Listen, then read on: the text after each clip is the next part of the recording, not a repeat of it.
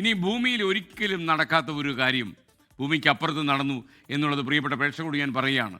Artemis 2 ചാന്ദ്രദൗത്യത്തിൽ ചന്ദ്രനെ വലം വെച്ച് മടങ്ങി വരുന്ന ഒറൈൻ പേടകത്തിൽ നിന്ന് അതിവൈകാരികമായ ചില നിമിഷങ്ങൾ ഇതിലെ ദൗത്യ സംഘാംഗങ്ങൾ പങ്കുവച്ചു. ചന്ദ്രനിൽ പുതിയതായി കണ്ടെത്തിയ മേഖലകൾക്ക് പേരുകൾ നിർദ്ദേശിച്ച് Artemis mission specialist Jeremy Hansen ഭൂമിയിൽ നിന്ന് ഏറ്റവും അകലെ എത്തുന്ന മനുഷ്യർ എന്ന ചരിത്രം രചിച്ച ദൗത്യത്തിൽ 4 യാത്രികരെ വഹിച്ച ഒറൈൻ പേടകത്തിന് ഇൻ്റഗ്രിറ്റി എന്ന വിളിപ്പേരാണ് ഇവർ നൽകിയിരിക്കുന്നത്.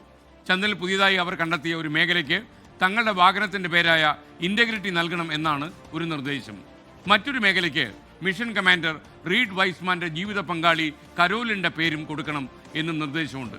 ക്യാൻസർ ബാധയെ തുടർന്ന് 2020 റീഡിൻ്റെ ഭാര്യ കരോലിൻ മരിച്ചിരുന്നു.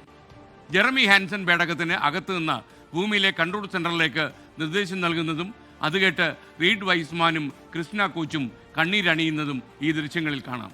ഭൂമിയിൽ നിന്ന് ഏറ്റവും അകലെ എത്തിയപ്പോഴാണ് ഈ നിമിഷമെന്നതും നമുക്ക് ഏറെ കൗതുകം പകരുന്നു.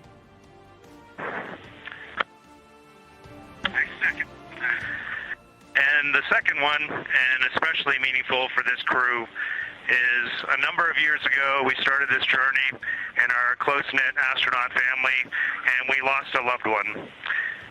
And there's a feature in a really neat place on the moon, and it is on the near side, far side boundary.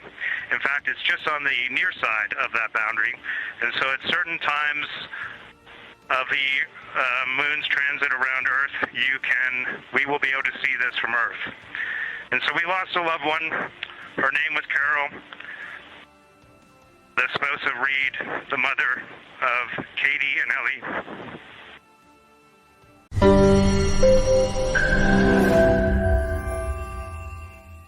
ലോകത്തെവിടെയായാലും ഏത് സമയത്തും 24 വാർത്തകളും ഓഗ്മെന്റഡ് റിയാലിറ്റി പാക്കേജുകളും എക്സ്പ്ലെയിനറുകളും വിശദമായി കാണാൻ ഞങ്ങളുടെ യൂട്യൂബ് ചാനൽ നിങ്ങൾക്ക് സബ്സ്ക്രൈബ് ചെയ്യാം.